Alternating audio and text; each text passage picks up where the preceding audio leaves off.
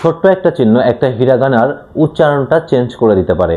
তো আজকের ক্লাসটা খুবই ইন্টারেস্টিং। আজকে আমরা শিখব তেনতেন এবং মারু। তেনতেন এবং মারুকে জাপানিসে তেনতেনকে বলা হয় দাকুতেন, দাকুতেন, আর মারুকে বলা হয় হানদাকুতেন। তেনতেন এটাকে বলা হয় তেনতেন। কোনো বর্ণের উপরে যদি এরকম দুইটা দাগ দেওয়া হয় তাহলে ওটাকে বলা হয় তেনতেন। আর মারু অর্থ হচ্ছে বৃত্ত, মানে ছোট একটা গোল। আমি যদি কোনো বর্ণের উপরে এরকম দেই তাহলে এটা হচ্ছে মারু। তো কোনো বর্ণের উপর যদি এরকম দেয়া হয় তাহলে ওই বর্ণের উচ্চারণটা চেঞ্জ হয়ে যায়। কিন্তু আমি কি সব বর্ণের উপরেই কি এই তেনতেন মারু ইউজ করতে পারবো? আসলে না। এই তেনতেন মারু ইউজ করার জন্য জাপানিজ গ্রামারে 4টা সিরিয়ালকে আপনার আইডেন্টিফাই করেছে। সে 4টা হচ্ছে কা, কালাইন, সালাইন, তালাইন এবং হালাইন। এই 4 লাইনের উপরে আমরা তেনতেন মারু বসাইতে পারবো, তেনতেন দিতে পারবো। তেনতেন দিলে এই 4টা লাইনের উচ্চারণ চেঞ্জ হয়ে যাবে। আর এই হা লাইনের উপরে আমরা শুধুমাত্র একটা লাইন হা লাইন, এই হা লাইনের উপরে আমরা মারু ব্যবহার করতে পারবো। তো তেনতেন কথায় ব্যবহার করব, মারু কথায় ব্যবহার করব। তেনতেন মারু কি আমরা জানলাম।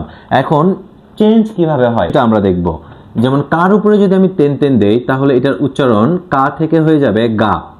এই যে কা থেকে হয়ে যাবে গা, অর্থাৎ আমার কে হয়ে যাবে জি, জির মতো উচ্চারণ চেঞ্জ হয়ে যাবে। তো কা থেকে হয়ে যাবে গা।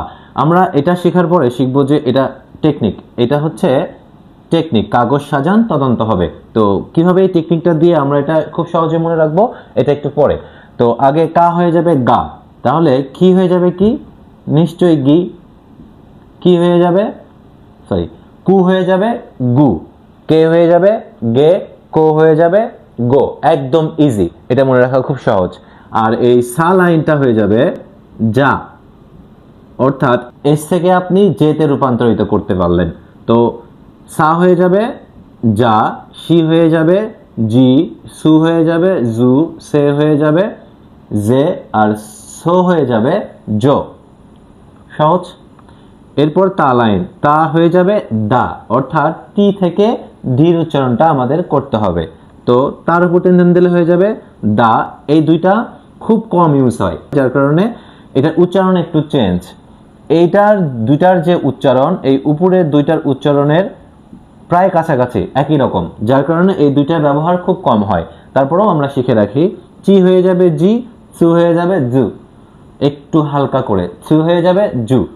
আর তের উপরে তেন দিলে হয়ে যাবে দে, মানে এই লাইনের সাথে এই দুইটা এবং এই একটা, এই লাইনের সাথে এই 3টা বর্ণের মিল আছে। আর এই দুইটার উচ্চারণ উপরের এই দুইটার মতো হবে, যার কারণে এই দুইটার ইউজ খুব কম হয়। তো তা হয়ে যাবে দা, তে হয়ে যাবে দে, তো হয়ে যাবে দো।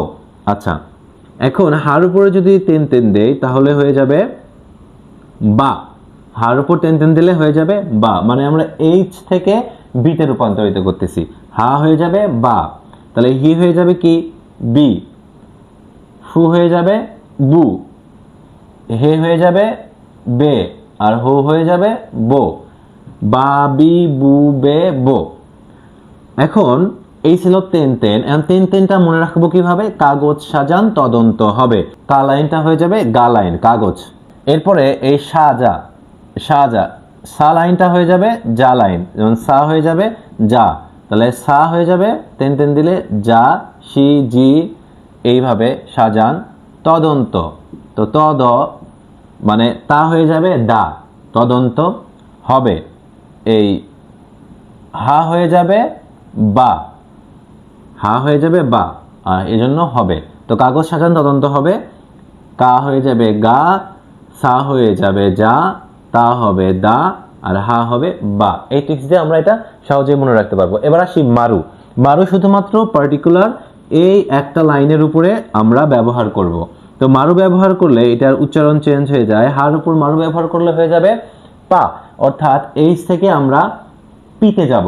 তো হা হয়ে যাবে পা, হি হয়ে যাবে পি, ফু হয়ে যাবে পু, হে হয়ে যাবে পে, হো হয়ে যাবে পো।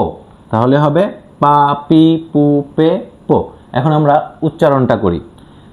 গা গি গু গে গো, যা জি জু জে জো, দা জি জু দে দো, বা বি বু বে বো, পাপি পুপে পো।